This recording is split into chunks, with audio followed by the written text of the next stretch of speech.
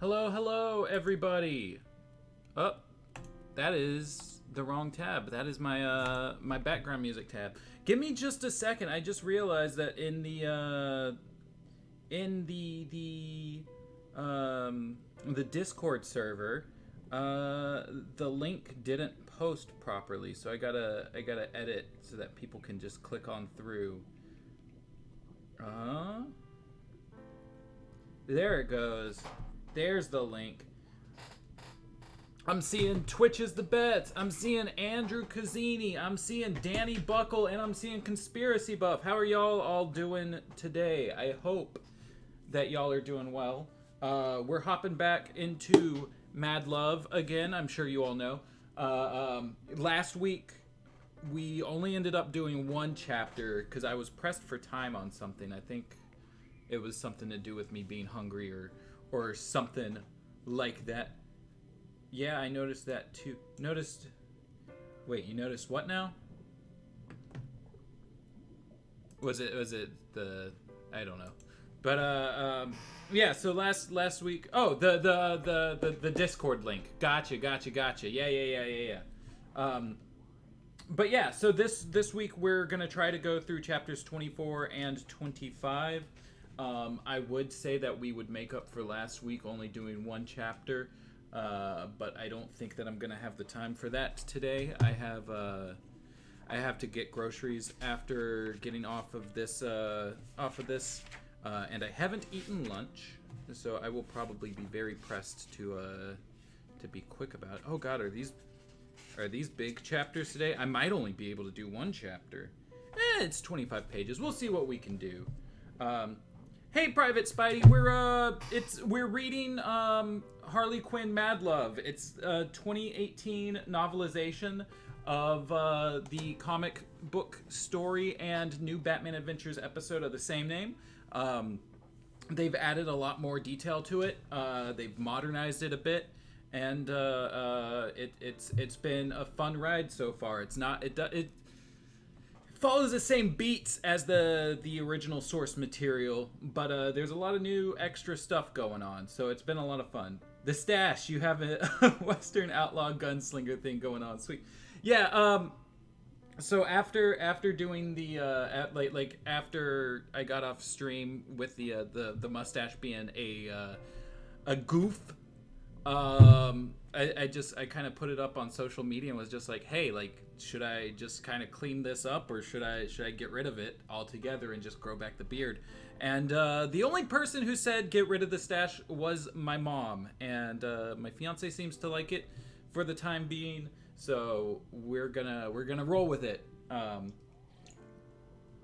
But yeah, so as always, we'll be going through the chapter once we hit like a page break, like this, where there's stars on the screen or whatever. I'll usually I try to start plopping in notes into our timeline and canonicity document.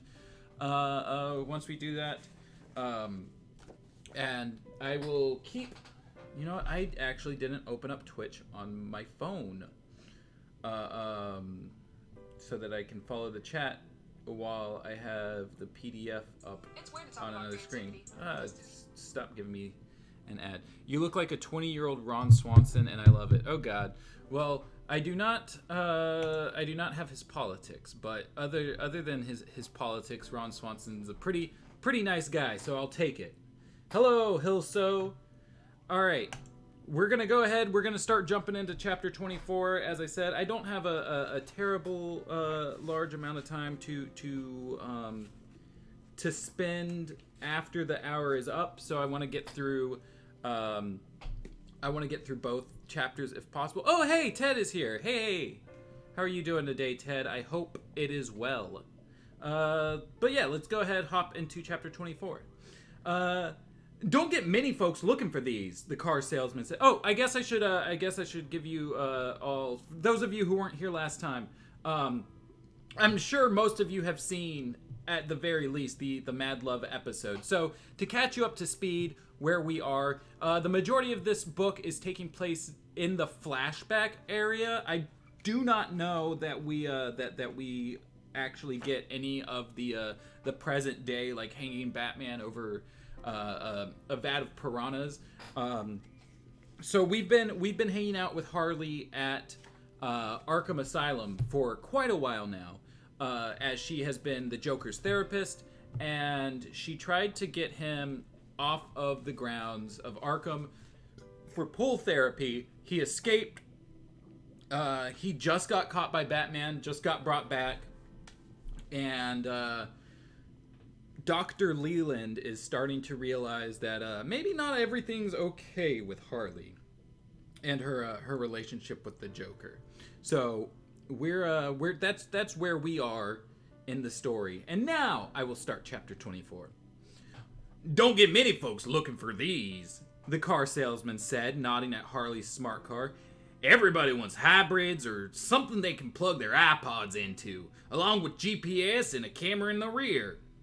Not me, Puts, Harley said. The tough Brooklyn cookie voice seemed to have settled in for good.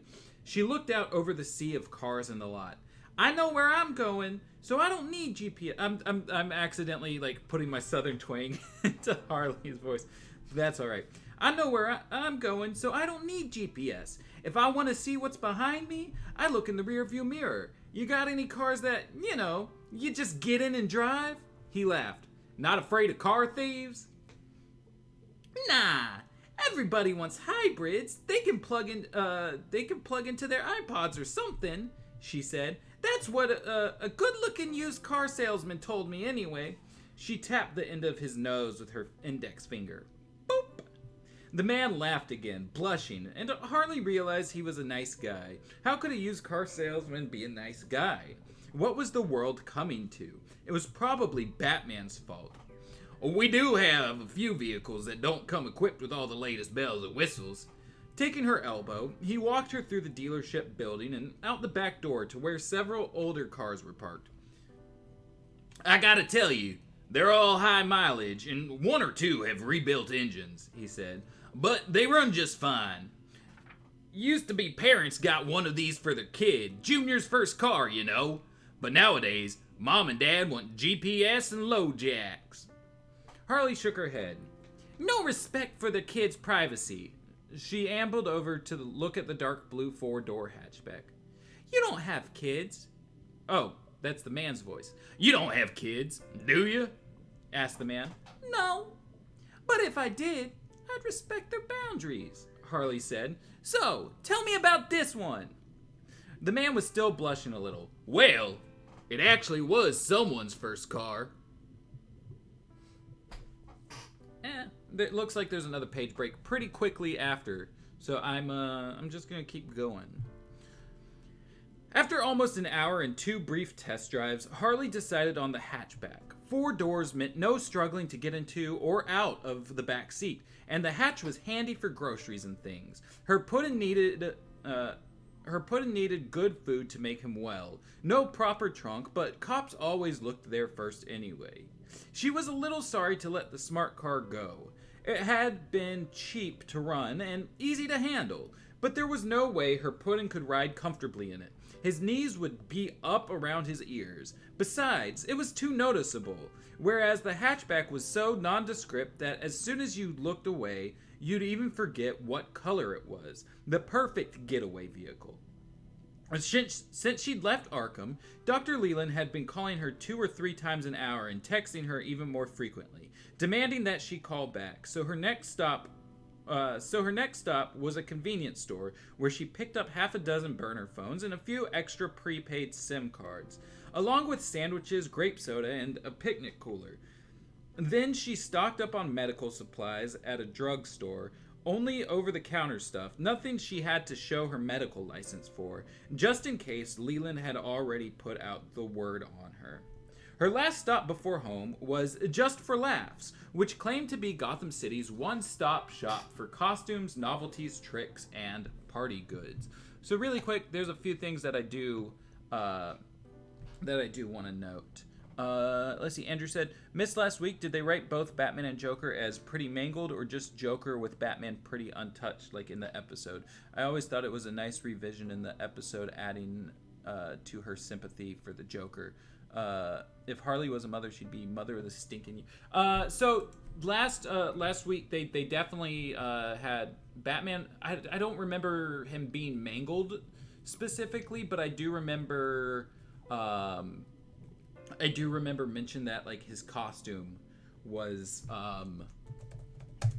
kind of ripped up at the very least. Let's see. Okay, so right now we got Just for Laughs as a named business to put in the locations.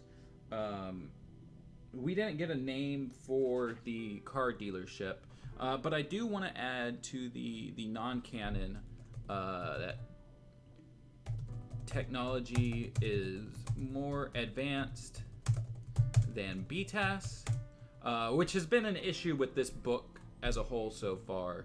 Hold on. I didn't mean to switch cells there. So we got like the iPod, rear view cameras, GPS. what was it? Burner phones and did they say SIM cards? Yeah, burner phones and SIM cards. Just as some examples of the tech that shouldn't be there. Of course, like if that were all that the issue was with this and BTAS, like I would say that that's not enough to prove it non-canon, but it certainly does kind of give you a reason to stop and think, wait a second, was this at least intended to be canon? You know? There's been bigger stuff so far, like the existence of villains who shouldn't be around at the times that they are around. I'm trying to clean this up real quick because I didn't do that last week because I was in a rush. All right, that's clean enough for now. Surprised they mentioned iPods. Well, they've been mentioning tablets and let's see. Tablets, smartphones, smart cars, all kinds of different stuff. So it doesn't surprise me, but I do feel like iPods at the very least would kind of be outdated by this time, right? I don't know anybody who still regularly uses an iPod. I own one, but I don't use it at all. Okay, so a little more like the comic then. Yeah, I think they went mostly with the comic as the basis for this. iPods only came out, at least the first one came out in 2001, late October. Also, the car she's going to break Joker out with wasn't a hatchback in the episode or comic. Oh, good catch.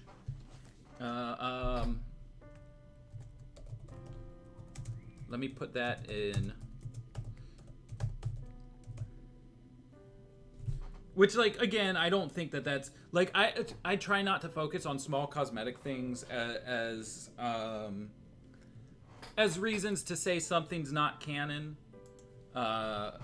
More or less, I would like to focus it on like a timeline and like stuff that like, wait, why is this character here when they shouldn't be yet, kind of stuff. But yeah, I mean, it does all pile up. You don't want that, the clerk said matter-of-factly as Harley held a red and black costume in front of herself and looked at her reflection in a mirror. He was colorless and doughy, probably lived in his parents' basement, and wasn't planning to move. Why not? She asked. Because you're a girl. Harley Quinn's a guy. The clerk pointed at a fluffy dress with a corset-style bodice. Columbine's the girl. Harley wrinkled her nose. No thanks. This is me. But Harlequin's supposed to be a guy, he insisted. It's a character from a form of theater called Commedia dell'arte from Italy. I don't care if it's a la carte from Kalamazoo, Harley said. I call the shots and I say it's me. Yes, ma'am, he said. No offense. Okay, now back off. I'm trying to shop here. Whatever you say, he told her, backing off. I'll be at the counter when you're done. Harley had already known what she wanted when she'd gone in, but now that she was here, her mind was filling up with even more ideas. By the time she checked out, she was practically euphoric, but a lot of that feeling was just from quitting her job. It was like she'd escaped from a prison she hadn't even known she was in.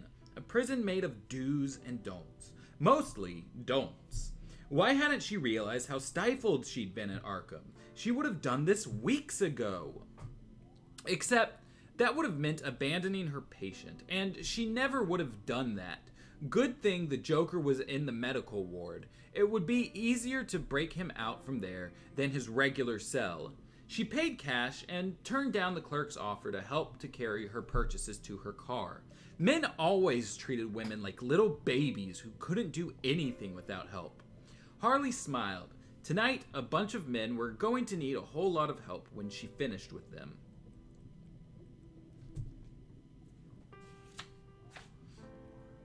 All practical jokes had an underlying nastiness to them. The funniest ones were usually the meanest. Those unfortunate enough to be the butt of a practical joke were expected to laugh along with everyone else. Be a good sport who could appreciate the comedic value of their humiliation. If they didn't think looking stupid in public was hilarious, they were party poopers with no sense of humor. Well, tonight's festivities would divide the good sports from the party poopers. Harley thought as she filled some rubber chickens with ball bearings and sealed them with super glue.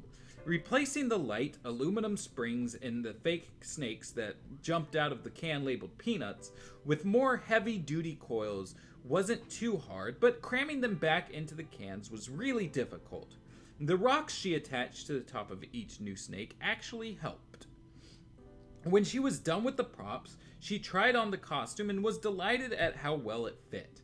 That stupid clerk had been full of it. No guy would have looked half as good in this Harley Quinn suit.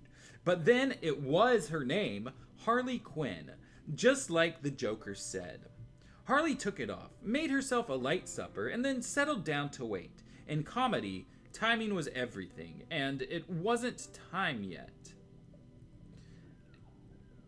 Every place has its own kind of time zone, and nowhere is this truer than in a mental hospital, especially an asylum for the criminally insane. Late at night, time bifurcates. The staff live in one temporal reality, and the patients inhabit an entirely different one. 2 a.m. PT, patient time, sits at the border between staying up late and insomniac's purgatory. Anyone still awake after 2 a.m. is on a direct sleepless course to suicide o'clock at 3 a.m. Patients who hear voices won't hear anything comforting. If they have visual hallucinations, they won't be pretty. 4 a.m. is officially dead of night. Insomniacs aren't asleep, but they aren't as awake as they think they are. 4 a.m. is the nadir before morning begins its approach. Breathing and respiration become sluggish, not just for patients, but for the staff on the graveyard shift. This is where the two worlds of patients and staff are at perigee, and the boundary between them becomes porous. Rational and irrational are not as easily distinguished from each other as the daylight hours. In the dead of night, anything can happen. So a couple page breaks back, we had mentions of Italy and Kalamazoo, and I was waiting to put those in because, you know, it's the page breaks seem to be a bit more frequent this chapter than usual. So let me go ahead, plop those in, and other than that, I don't think we've really had anything new to note yet. Harley's giving the nostalgia critic's take on comedy that it all stems from misery. It's the Ayn Rand novel of comedy hot takes.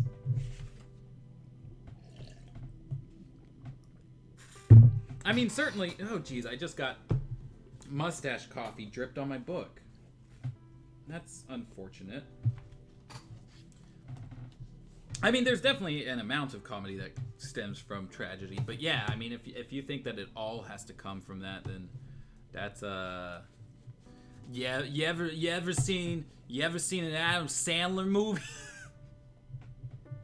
No, that's honestly, Adam Sandler movies are tragic. He could have been so good, but decided that instead he wanted to be so bad. But yeah, no, comedy definitely doesn't have to come from a place of torment. I will say that for some people, it's difficult to bring comedy around without it, though, right? Because a lot of people do use it as a coping mechanism.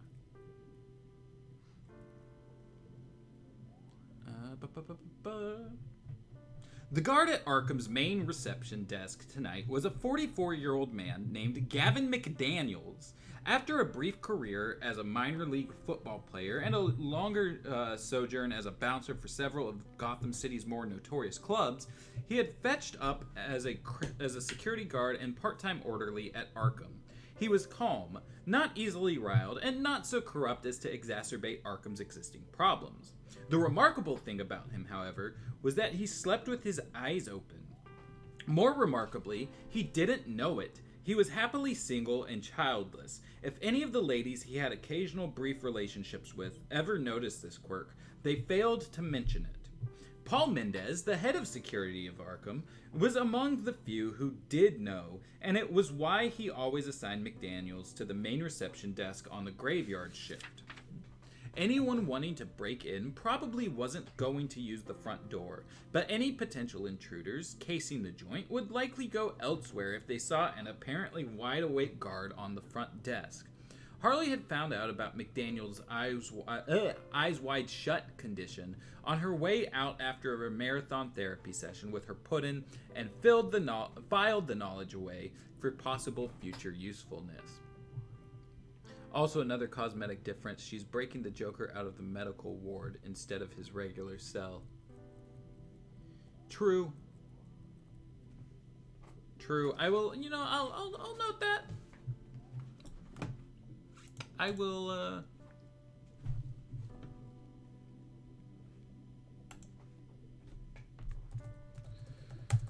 Harley is breaking Joker out of medical ward rather than his normal cell. So in this book, his cell is like in a sub basement, which isn't the case for the cartoon. So I assume that maybe them bringing him back up to the medical ward is a way to kind of meet a middle grounds there.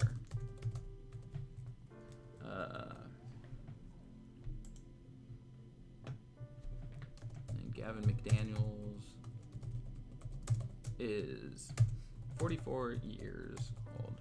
Oh yeah, misery definitely has its place in comedy, but it isn't a universal necessity for it. Yes, agreed.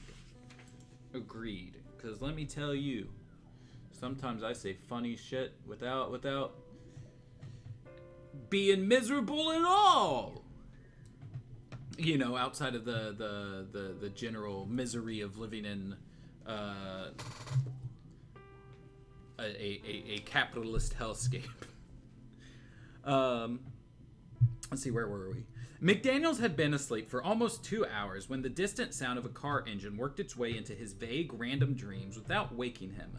The front door opening woke him, but when he saw the red and black Harley Quinn with tiny bells on the floppy points of her hat, he thought he was dreaming and started to doze off again. "Hey, Gavin, baby," said a comical female voice with a heavy Brooklyn accent. "How's it going?" McDaniels blinked at the clown white face grinning hugely at him with red and black lips, and he jumped, startled. He forgot the alarm button and his radio. All he remembered was that any time you saw something like this in Arkham, you were in deep shit. He also recognized the voice as silly and high-pitched as it was. "Dr. Quinzel?" he said, blinking. "Smell my perfume. It's from Paris." The Harlequin produced an oversized atomizer with a squeeze bulb. The cool mist she sprayed into his face did smell good. It was the last thing that crossed his mind before he hit the floor. The Harlequin leaned over the counter to look at him. "It's called Essence de la Lights Out," she added. Gavin McDaniels didn't answer. He was out cold, and for once, his eyes were closed.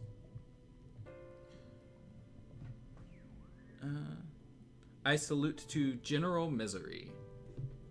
I'm right there with you, Ted.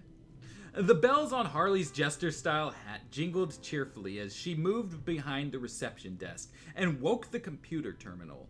Disabling the alarms and the surveillance camera was absurdly easy. Hacking in from outside was damn near impossible. But if you were on the premises, you could go nuts. Just like everyone else, Harley thought, giggling.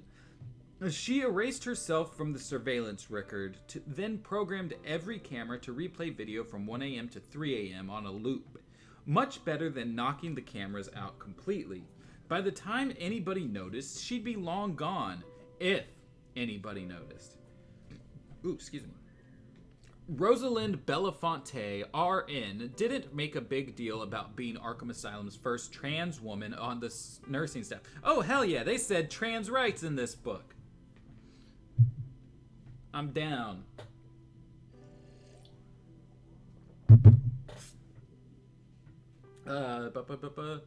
She was innately modest. She had chosen a service profession because, you know what? Actually, let's before I move on,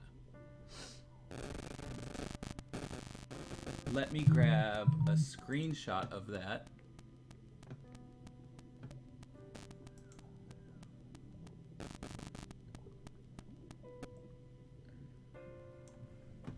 And let me save as let me just put it in my regular pictures folder.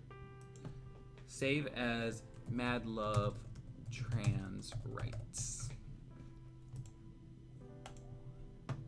And I'm a pop that one on Twitter.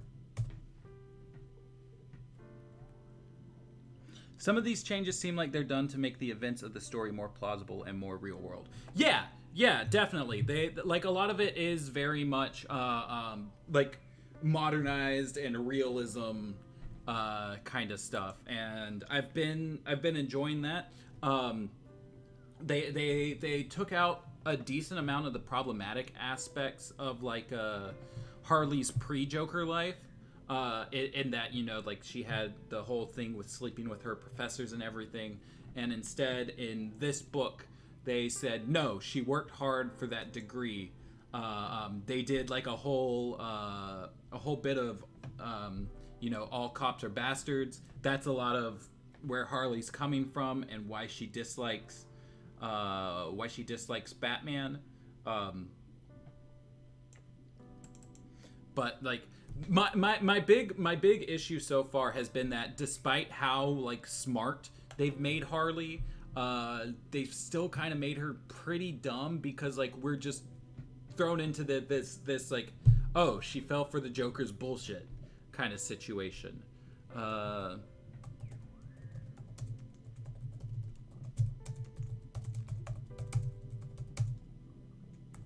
Harley Quinn Mad Love says trans rights. Is there a trans flag emoji?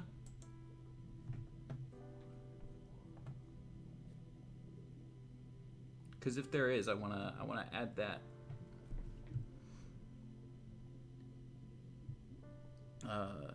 Wait, which one was trans? I know in Batwoman there was a trans doctor who I think worked at Arkham.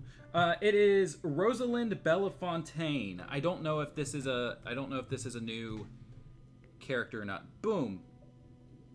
Transgender flag. There we go. Let's put 3 of them for good measure.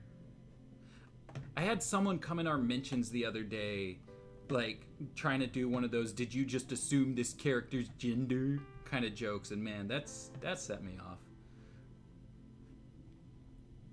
There we go. I would like to, if we have those kinds of people following us, just purge them out of our following, because we're all about accepting people and shit. And I feel like that's something we've made clear over the years, but every now and then we still get people coming in who are, you know, very, very in tune with chuddy content creators, and so we gotta do our best to remind folks, you know, that there's nothing wrong with being trans. There's nothing wrong with being, you know, being you. Whether that's, you know, with your sexuality, your orientation, your skin color, etc., etc. So there we go. Trans rights. Rosalind Belafonte. Actually, since someone did mention a trans doctor at Arkham, I am curious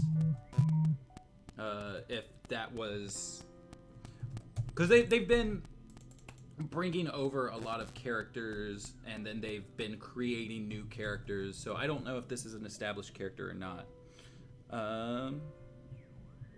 Let's see. It's always good to get more trans representation in superhero media, especially since there's only like 6 of them at the moment. Yeah! Oh, for sure. It's so few and far between. Did I spell it right? No, I didn't. It is with an E here.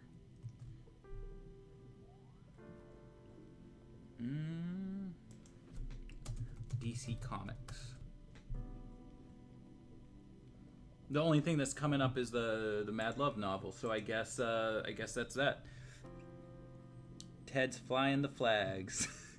Okay, the one in Batwoman was Victoria October. She was a bioweapons expert and was created by James Tynion IV and Marguerite Bennett. Huh, interesting. Chuddy, what does that mean?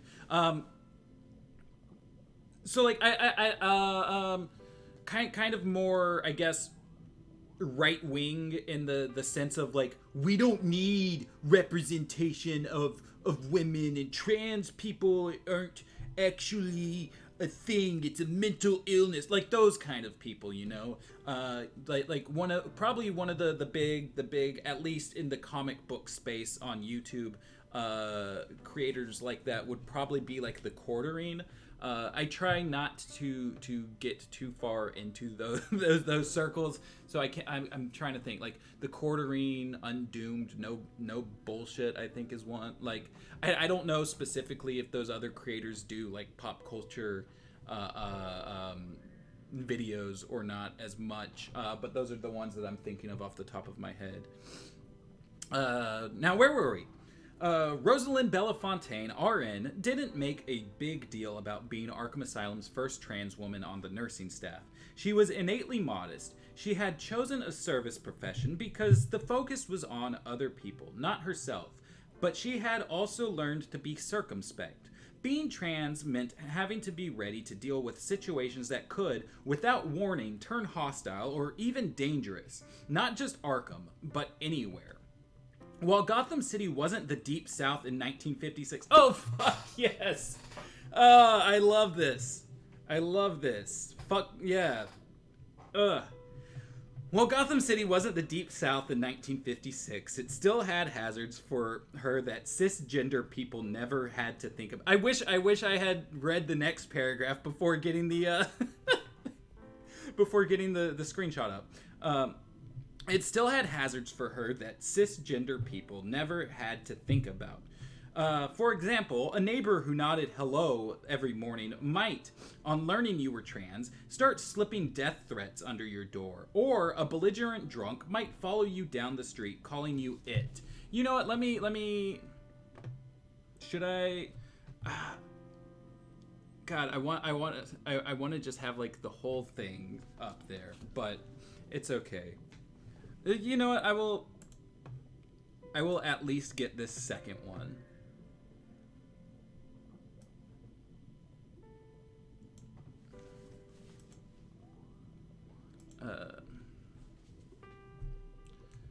Mad Love Trans Rights 2. You know, I said that I was gonna try to be very punctual with the time we have together today, but I wasn't expecting trans representation.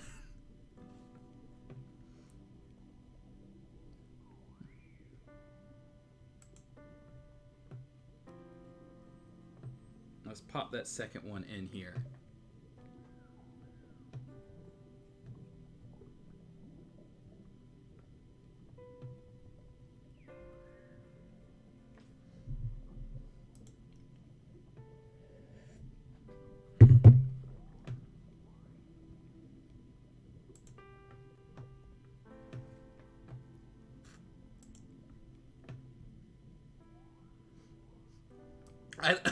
I love that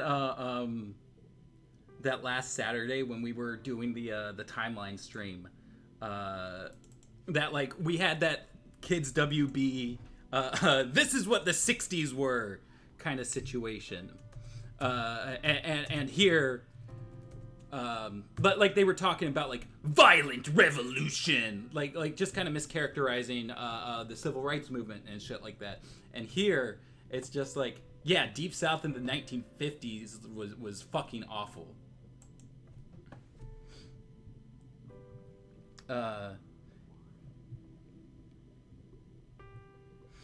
But don't you realize that you're actually being regressive by censoring my free speech constitutional right to tell trans people that they're mentally ill and don't deserve basic human rights? You have honestly, okay. So I should just start like a free speech Twitch stream where what I'm doing is I'm platforming everyone all at the same time. I just have every single new YouTube video that's coming out just playing simultaneously.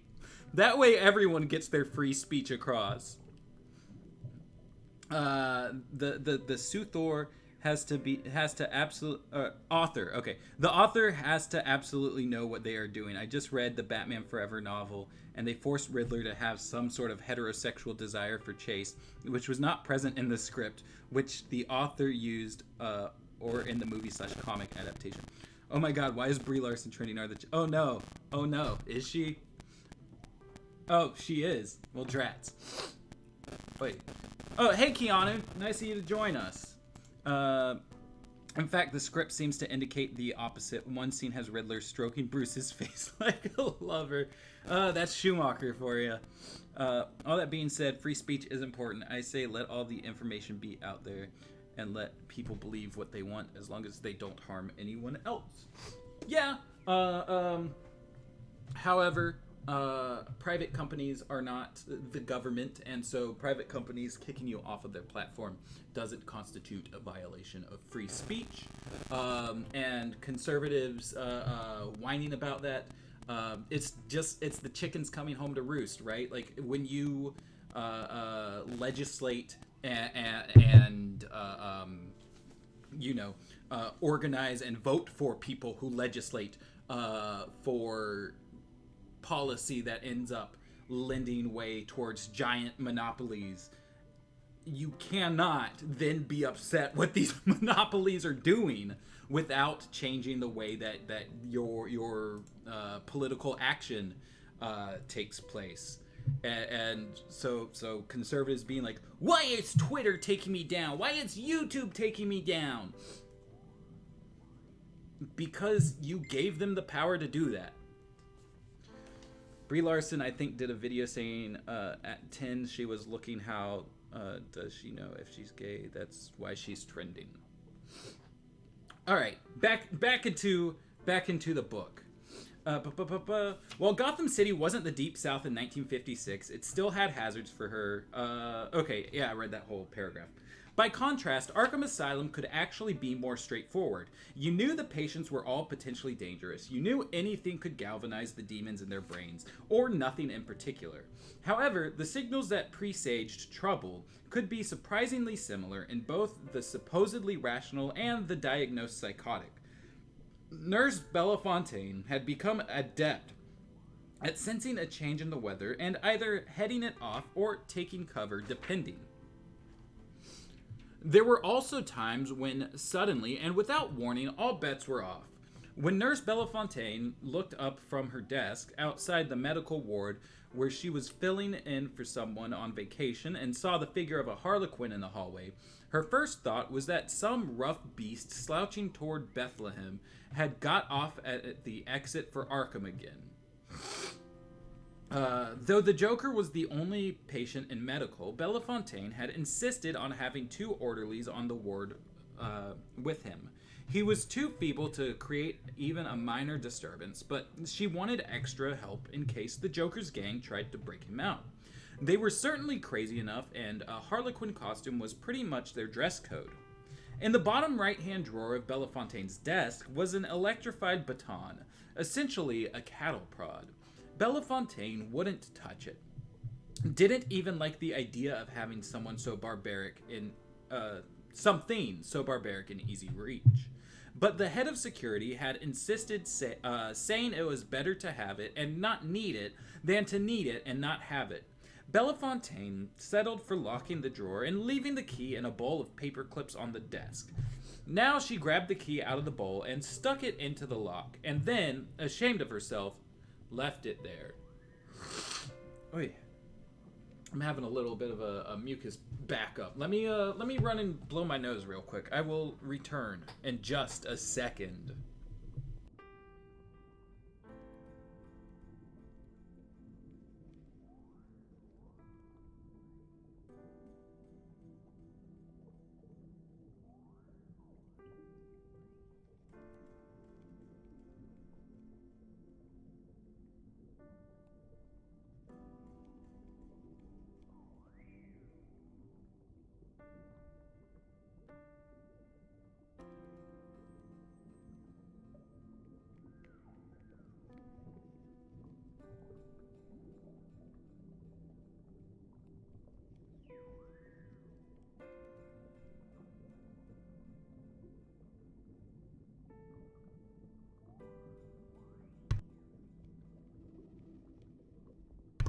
Okay, there it goes. I was saying that's a little bit better.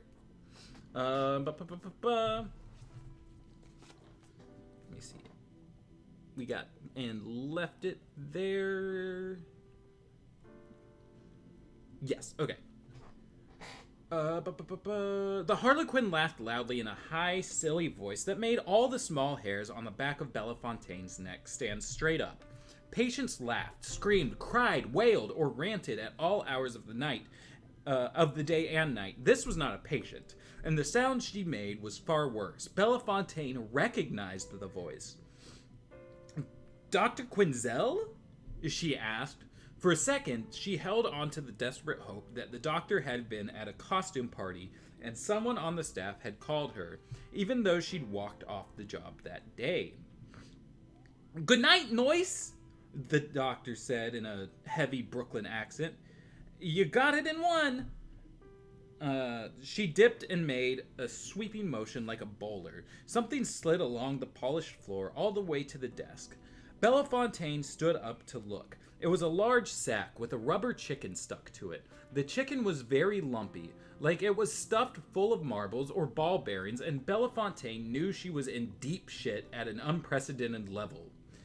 Dr. Quinzel cartwheeled up the hallway, doing a double airborne somersault before bounding to a stop next to the sack. She bowed, grabbing up the rubber chicken with a flourish as Belafontaine lunged for the panic button on her desk, pounding it over and over. Nothing happened. And let me scroll, because that's the end of that page. There we go. "Security breach! Help! Help!" she hollered. She heard the distant sounds of feet running up the stairs, and behind her, the two orderlies in the medical ward rushing to unlock the doors. She stepped back, and her gaze fell on the still locked bottom drawer of the desk. Dr. Quinzel giggled merrily, as if this were all just a harmless prank. No, she couldn't. She just couldn't. But maybe someone else might have to. Belafontaine crouched down and opened the drawer just as Tony and Marcus came out of medical. "Stay clear, Roz," said Tony. "We've got this." He lunged at the Harlequin and she swatted him with the rubber chicken. There was a sharp rap as it struck the orderly's head, and he went down with a soft, slightly surprised grunt. Belafontaine crawled under the desk just as Dr. Quinzel swung the chicken at Marcus. There was another sharp crack and Marcus hit the floor. Nurse Belafontaine hugged her knees, trying to will herself invisible. "Hi!" Dr. Quinzel peered at her upside down over the edge of the desk with a zany smile. "Better cover your ears, Roz." The doors to the medical ward exploded in a blinding flash of light. So let's see. So we got a couple new characters. We got our new trans queen, Rosalind Belafontaine.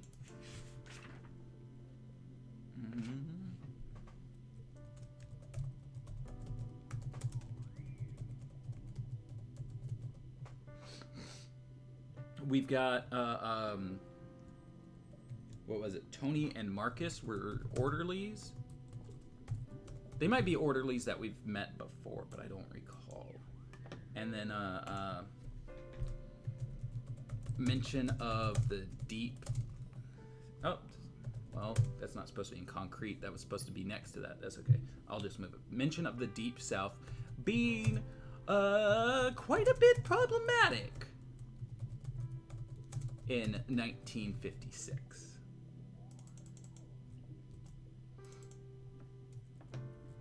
And we'll put that in there. The problem is that there are plenty of bad faith actors who weaponize that freedom to mass spread bigoted nonsense that fucks over marginalized groups. It's happened to trans people and immigrants in the past 5 to 10 years, and it will continue to happen so long as these people can profit off of it. We already have some free speech limitations as it is meant to prevent violence, so I don't see why they shouldn't be extended slightly to prevent trans discrimination more. problem with some of these big tech companies, which, true, we did home grow, is that they are internationally used and are starting to become a little too involved in politics for my liking. At its hypothetical worst, these tech CEOs would have arguably more power than any president/world leader. Yes, to both of those things. I agree that like it makes a lot of sense to have speech regulations in order to stop people from hate speech and stuff. Like, I mean, I feel like the often used analogy here is the shouting fire in a crowded theater. From what I understand, that's not actually a law, but there are like similar cases where there is speech that is at the very least outlawed. Not necessarily in like private personal use, but like if you're going up to someone like a black person and you hit them and you call them the N-word, then that goes from just being a random assault to being a hate crime, right? It's there's definitely regulations on what does and does not count as free speech, because your freedom ends where someone else's begins. As far as the tech companies thing, I 100% agree. But it's not even just tech companies. There are so many companies that are just way too big and have international sway. And it shouldn't really be that way if we're, especially if we're not an international one world government kind of situation, right? Like my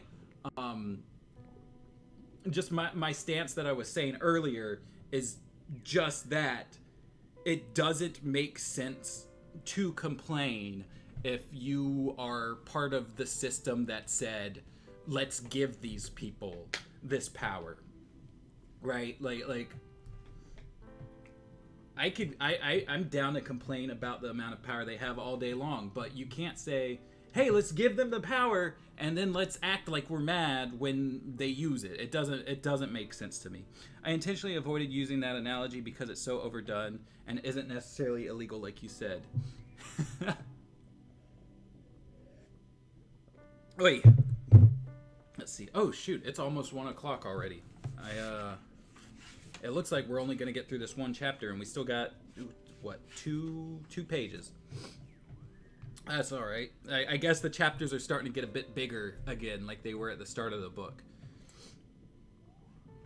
Either that or I'm just chatting with you all more. Harley strode into the ward with her pop gun in one hand and her chicken in the other. Knock, knock, Puddin', she said joyfully. Say hello to your new, improved Harley Quinn. The lights were low, but Harley spotted him right away. They had him in the bed farthest from the now non-existent doors. She did a couple of flying cartwheels as she rushed to him, then threw back the covers and made a quick assessment. He didn't look any better than the last time she'd seen him. If anything, he looked a little worse. His poor nose, his poor lips. She ran her hands over him in a fast once-over lightly. Underneath the hospital gown, everything from the neck down was in bandages or plaster, but there was nothing to indicate he couldn't be moved. Under other circumstances, of course, she'd never have considered such a thing, but these were the desperate times that tried a doctor's soul and called for desperate measures. Fortunately, he was well medicated. The morphine bag was almost full, and she found another in the cabinet next to the bed. She hauled him up out of the bed, wedging her shoulder under his arm. "We'll just take this with us," she said, rolling the IV tree with them as they went. "Can you walk if I help you, Puddin'?" The Joker laughed as his bare feet stumbled. Name the desert. That's I'm supposed to be doing that in a Joker voice, but I was getting tripped up on desert and dessert. Name the desert. Oh, fuck. Where's the line? There it is. Name the desert. I can walk on it. That's the spirit. Harley dragged him out of the ward and paused at the ruined entrance. The nurse was gone, but there were several mean-looking orderlies coming up the hall. She waited until they were only a few feet away so they could get the full benefit of the flashbang she tossed at them. Judging by the smell, she'd singed their eyebrows. Harley stopped only long enough to hang her bag of tricks on the Joker's IV tree. Ooh, did you mug Santa? The Joker giggled. That lard-ass had it coming, Harley said. They reached the end of the hall and started down the stairs. More security thugs came at them as they hit the landing on the next floor, but Harley was ready for them. She tore open the chicken, spilling the ball bearings all over the floor. The security thugs skidded wildly and went down on top of each other.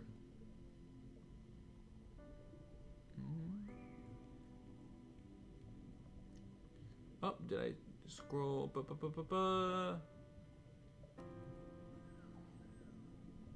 There we go. That's where we are.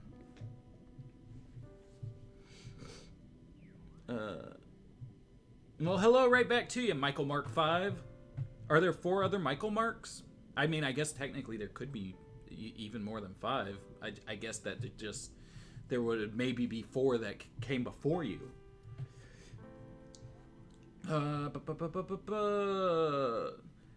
Now that's what I call funny! The Joker laughed, and Harley felt her heart soar. Yet more thugs were running up the stairs from the ground floor, but Harley already had a tin labeled peanuts in her free hand. How about a snack, fellas? She said and flipped off the lid. The snakes sprang out and hit them hard, the rocks on the business ends drawing blood. Instead of tumbling down the stairs, they collapsed where they were, blocking her path. Shortcut! Harley yelled, with one arm around the Joker and the IV tree in her other hand. She leaped onto the banister and slid the rest of the way down to the ground floor. I always wanted to do that! Oh, there goes me mixing up the lines. That was a Harley line. I always wanted to do that, she told the Joker when they landed in the lobby.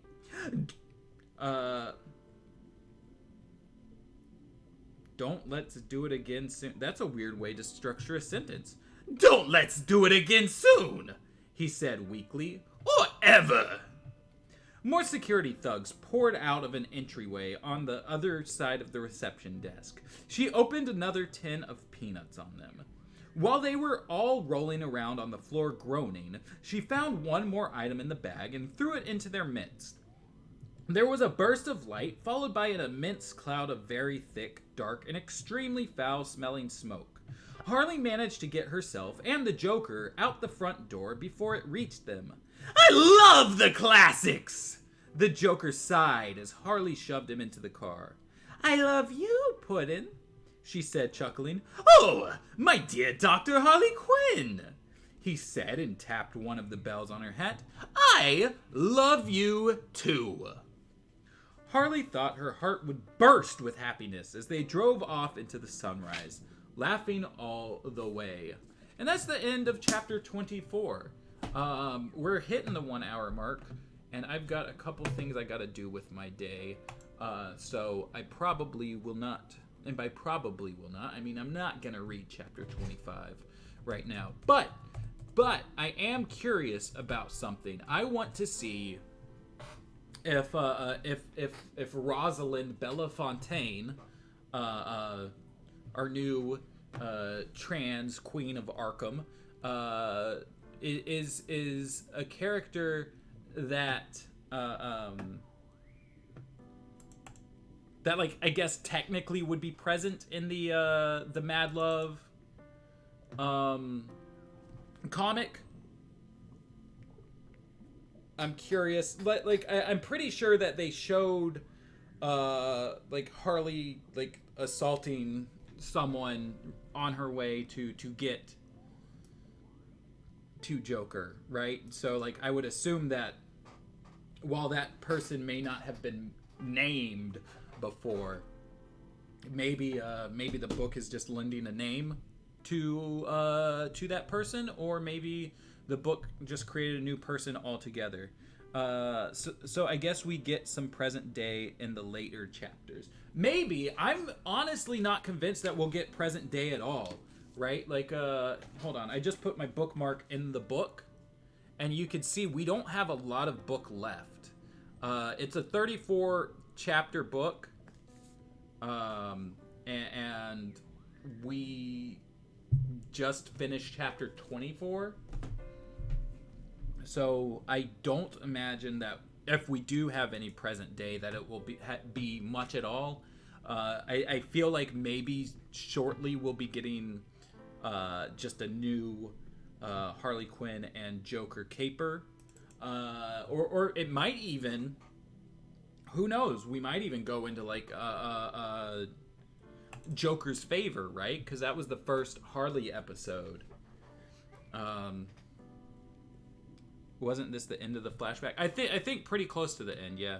My assumption is that it'll end with her first arrest. Yeah, that's very possible. Like I feel like we might get into Joker's favor, but at the same time, Joker's favor was very much a I guess I gotta search it because for some reason the clicking's not working.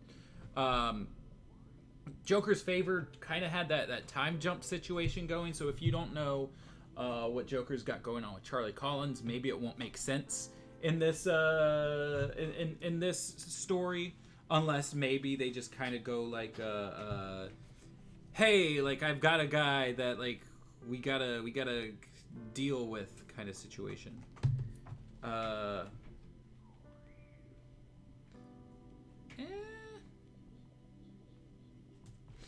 I'm looking forward a little bit. Oh, come on, is it still not searching? I'm looking forward to see if we know. Let's see. Okay, so I'm seeing a line. There goes the Joker. You know, the guy whose girlfriend killed Batman. So I guess that we will be getting to that point. Though I wonder if they're going to frame it as a flash forward, or if they're going to act as if it was like the first thing that they did, you know? It'll be interesting to see. Because if they're going based off of the comic, I don't remember if there's anything to suggest that there was like a load of time between the two events. Like, I know one thing is framed as a flashback, but I don't know if they talk about how far back that was. Why is it not letting me click on things? I don't want to, like, scroll through all the... Let me refresh it. They're probably going to have to do some of the present day, if for nothing else, to pay off the downside of comedy bit they mentioned in some earlier chapter. True. True.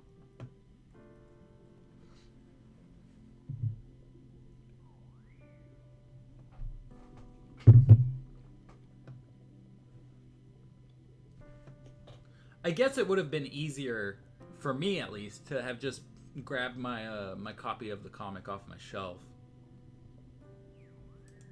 rather than trying to fight Google Drive over whether they'll let me click on my folders or not. If this doesn't work, I'll just do that. How are you enjoying this so far? So far I've been really I'm loving the book. It's taken care of a decent amount of issues that I've had with the original story, which like isn't to say that the original story was necessarily bad, but it was written at a time where folks weren't quite as like open with these conversations about the way that you know, like women are portrayed in media. So as a result, you know, like there's some stuff in the comic that's a bit problematic by today's standards, and it's nice to see that stuff kind of get revamped to be a bit more conscious about that.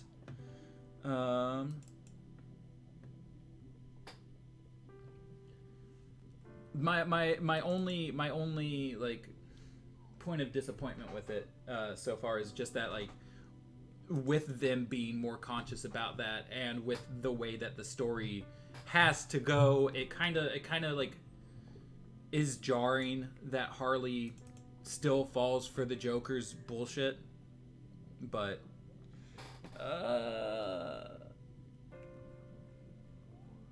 okay, like, it's not opening the thumbnail now. Oh my god. One more refresh. But it's looking, from the thumbnail, it's looking like maybe we didn't get a Rosalind or you know, whoever she would be replacing. It looks like the comic might have just had the security guard outside.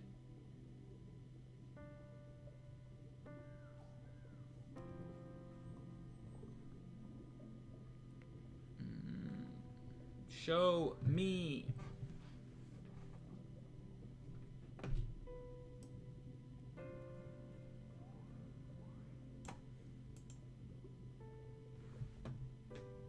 You know, I'm just gonna go grab my book real quick.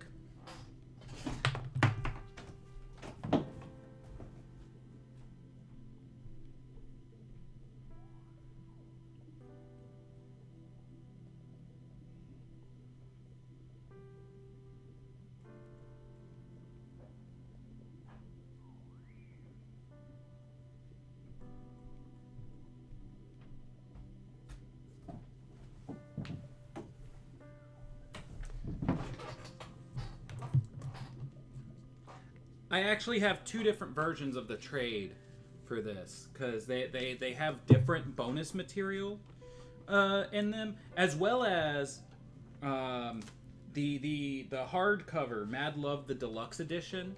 They redid the colors on. I don't know how well you can see it on the camera, but like it's I don't know the word to describe it. It's a bit glossier, I would say, than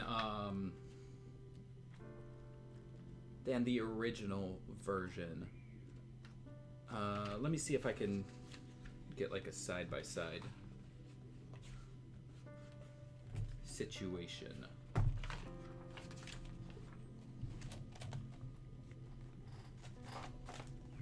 Like, here's a...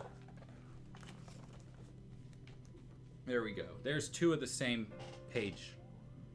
And I don't know if you can tell the difference on screen, but it's nice to have.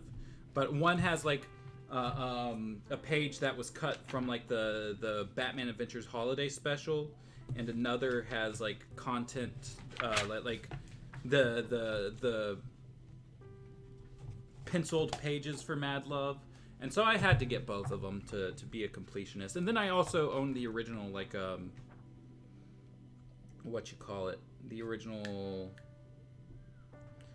comic itself. Okay, so we don't get Rosalind. We get, she beats up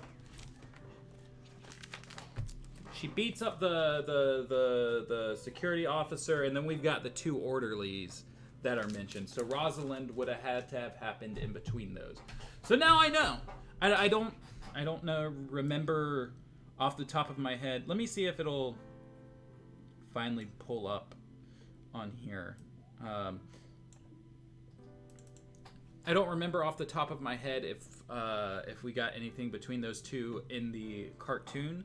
I would assume that we would have had to, just because, like, you know, this is all like just singular moment images. So when you animate it, like, you would obviously have to be like, she went from here to here to here. It may be faster to just look up the clip from the episode and pause on the guy, I think, that she hits with chicken. Never mind. There's also an adult coloring book of Mad Love, which is pretty nice. Yeah, I've meant to get that as well, but I just haven't yet. But yeah, okay. So no Rosalind in the in there. What about in the episode? Harley breaks Joker out of Arkham. This is going to get rid of our background audio, but that's okay because we're reaching the end anyway. Ivy breaks Harley out. Harley Quinn and put in Mad Love. Is this what I'm looking for?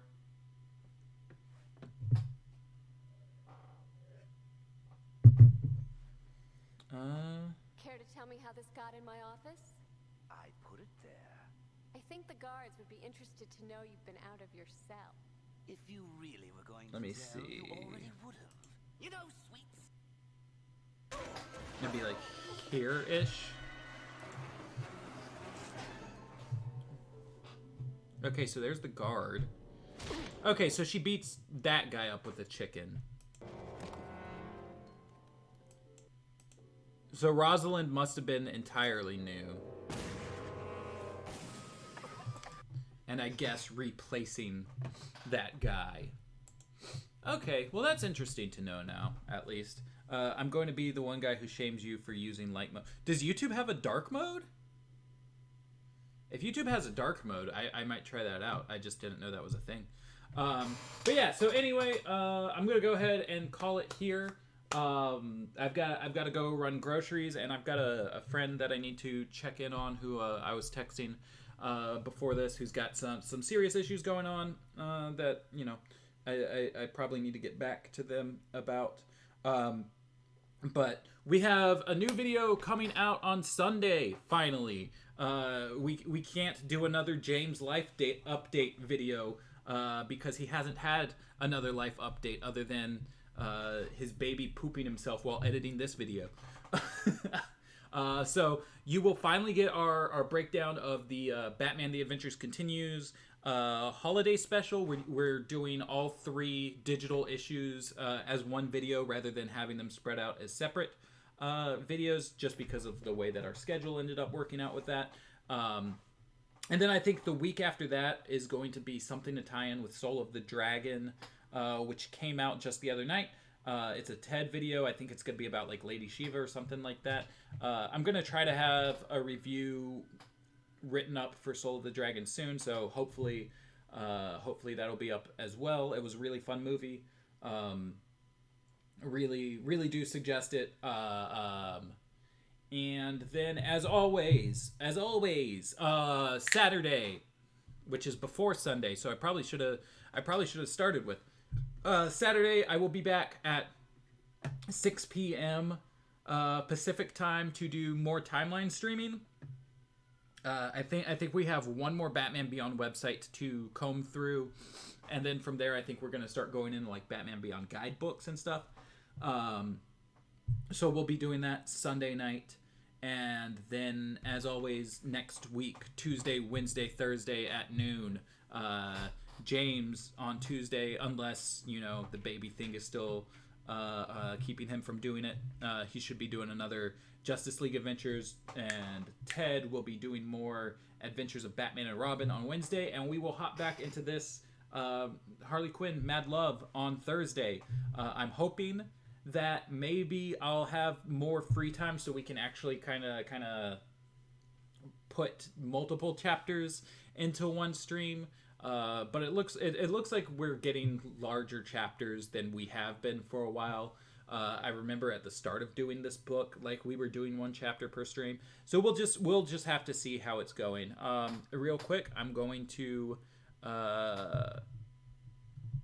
double check the chat and make sure I didn't miss anything. YouTube has a dark mode. Yeah, have a good day. You as well, Private Spidey. Goodbye and good luck in helping out your friend. Thank you, Danny. You have a good day as well. Fun stream as usual, guys. Be safe out there, Maddie. I will do my best. Fuck yeah, Lady Shiva content. Hell yeah. It's truly spectacular. All of you should watch it. I assume that's in reference to Batman Soul of the Dragon, and not the videos or streams that I mentioned that haven't happened yet. All right. Looks like I'm all caught up. You all have a wonderful day. I love y'all. Mwah. I will see you on Saturday, hopefully. And take care.